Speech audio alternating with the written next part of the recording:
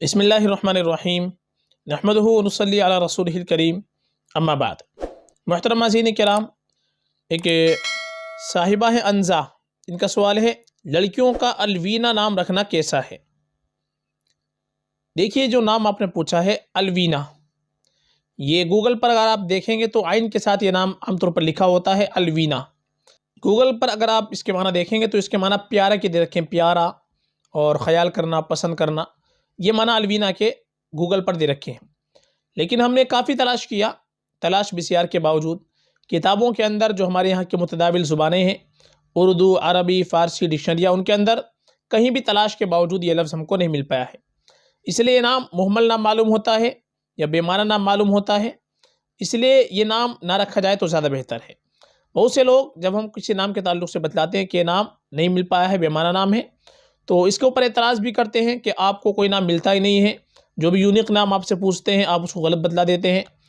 इसलिए मेरे भाई, आप यूनिक नाम के चक्कर में आप कोई भी नाम रख लेते हैं। हालांकि यूनिक नाम ये नहीं होते हैं कि कुछ भी उल्टा सीधा नाम हमने लिया, इधर से मिलाया उधर से मिलाया और नाम बना दिया।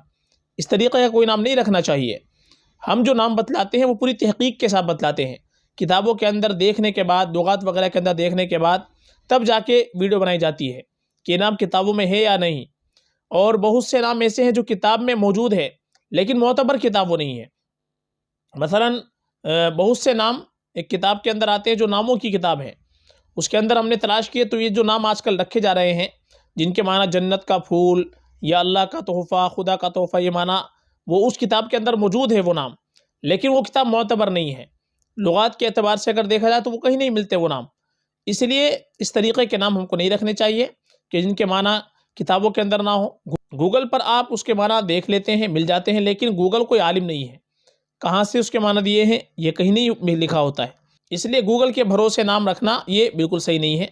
आप जब भी नाम रखें तो किसी आलिम से तहक़ीक़ करने के बाद नाम रखें। हम जो नाम बतला रहे हैं उसके आप किसी आलिम से भी पूछ लें, उसके बाद में हमारी बात पे ऊपर यकीन ना करें।